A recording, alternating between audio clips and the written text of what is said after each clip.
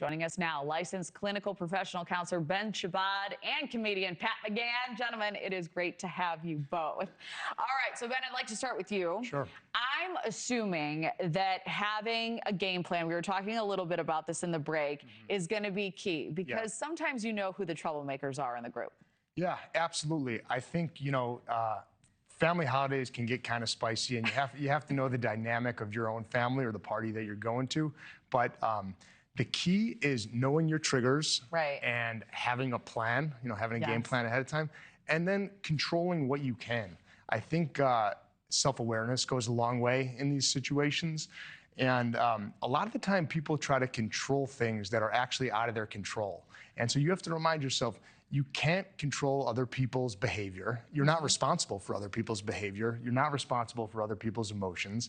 And so just focusing on yourself and kind of deciding how you want to engage, And so if you're aware of your triggers, so you know certain people that are going to be there that might bother you, or certain topics that are going to trigger you, you just have to figure out ahead of time how you're going to shift that conversation if you need to, how you're going to remove yourself from that conversation. Or in some cases, on the flip side, it might be, how am I going to engage in conversations that I normally would avoid?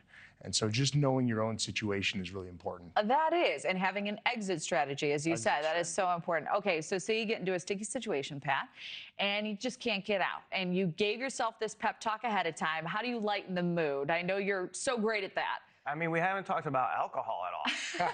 Booze, right? And that is the elephant in the room on the holidays, not to feed the Irish Catholic stereotype, but I mean, I don't know. We were kind of talking too about, I'm conversational. I like to have conversation. And I think focusing on how to have a conversation, especially with these kids, because they don't even want to make eye contact with you. Right. So you could even shift it to like, hey, do you know how to have a conversation? Right. Put the screen down, make eye contact with someone without glitching, like they all like kind of get awkward.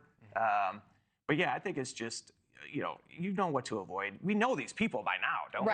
Right. I mean, if you're with them on Thanksgiving. Well, and that's the thing. And, maybe you backslide and maybe you say something you didn't mean to say, or maybe somebody says something to you that is a little ultra heated, or everyone's looking at you like, how do you respond? Yeah. What's the best way to maybe take the temperature down at that point? Well, first off, family get-togethers, they don't have to be perfect. Right. They don't have to be perfect to be meaningful. And so it's okay. Those things are going to happen when you sprinkle a little alcohol in there.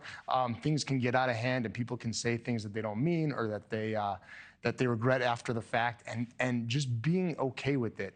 But I agree, engaging with each other is really healthy, and you're not always going to agree with the person that you're talking to. Right. And you don't have to take things personally. I think sometimes, especially you mentioned politics, because it's an extension of our values, it's easy to take those comments personally when they seem at odds with what you're saying, what you believe, but it's not really necessary. I think if you just don't take things so personally, and you focus on the present and trying to have a good time, and not so much on everything that's being said, and making sure every interaction comes off 100% to a T. Right, and that you're always getting your point across. Yeah. It's okay. Yeah. Let it go. And with the plan, you think about worst case scenario. This is what I tell my clients. What's the absolute worst thing that somebody could say to you that's going to bother you the most? Try not to think about it. Yeah. Right. Well, then you plan for that. And if you're prepared for the most offensive thing somebody could say,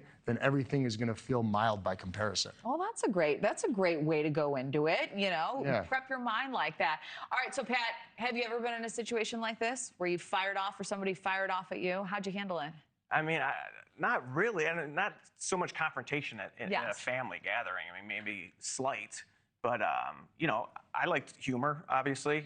Have some jokes, have some old stories, old pictures to look at, maybe. Yeah. But also like hearing from these older people. Yeah. Like I'm looking forward to connecting with my parents. The chaos of the world, you're not really like having good conversations as we're going out through the year. Mm-hmm. Right. So maybe talk about Thanksgiving's past, or old traditions, and You know, I think that it's just kind of like we're overthinking it a little bit. Well, and you have had to stand up in front of audiences with mixed political views. So how do you thread that needle when you're in that sort of situation? Are there jokes or off ramps that you've taken in the past? Oh, definitely. And I think being personal is a huge thing, you know, being relatable. Thank you for watching. Subscribe below and download our NewsNation app right now on your phone, and you will get fact-based, unbiased news for all Americans.